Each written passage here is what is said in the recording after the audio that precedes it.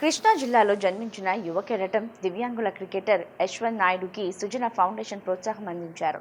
పుట్టుకతోనే దివ్యాంగుడు కానీ క్రికెట్ ఆటలు ఎంతగానో రాణిస్తూ ఆంధ్రప్రదేశ్కు మంచి పేరు ప్రఖ్యాతులు తీసుకొస్తున్నారు. సామాజికవేత్త ఆకుల శ్రీనివాస్ కుమార్ 10,000 ఆర్థిక సాయం అందించారు. భారత్ డెఫ్ క్రికెటర్ జట్టులో అద్భుతంగా రాణిస్తున్న ఫాస్ట్ బౌలర్ యశ్వంత్ నాయుడు రావుడి భవిష్యత్తులో మరిన్ని ఉన్నత శిఖరాలను అధిరోహించేందుకు సుజన ఫౌండేషన్ తరపున పూర్తి ప్రోత్సాహాన్ని అందిస్తున్నామని గౌరవ శాసనసభ్యులు సుజనా చౌదరి కార్యాలయ కార్యదర్శి శ్రీధర్ తెలియజేశారు.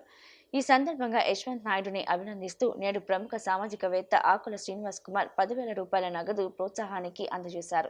ఎన్టీఆర్ జిల్లా ఇబ్రహీంపట్నం మండలం కొండపల్లికి చెందిన యశ్వంత్ నాయుడు విజయవాడలోని శాసనసభ్యులు వైఎస్ చౌదరి కార్యాలయాన్ని సందర్శించారు. ఈ సందర్భంగా తన క్రీడా విజయాలను ఎదుర్కొంటున్న ఆర్థిక ఇబ్బందులను కార్యాలయ కార్యదర్శి శ్రీధర్కి వివరించారు.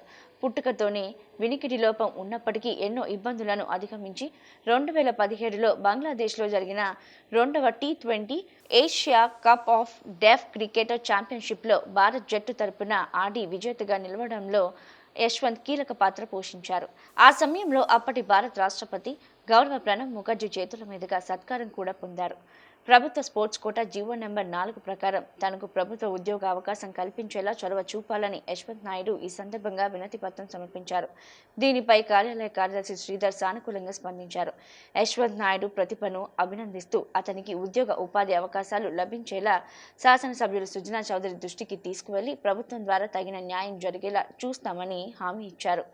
అంగవైకల్యం ఉన్న పట్టుదలతో దేశానికి కీర్తి తెచ్చిన యశ్వంత్ లాంటి యువ క్రీడాకారులకు సుజనా ఫౌండేషన్ ఎల్లప్పుడూ అండగా ఉంటుందని స్పష్టం చేశారు. ఈ కార్యక్రమంలో పలువురు ముఖ్య నాయకులు, కార్యాలయ సిబ్బంది పాల్గొన్నారు.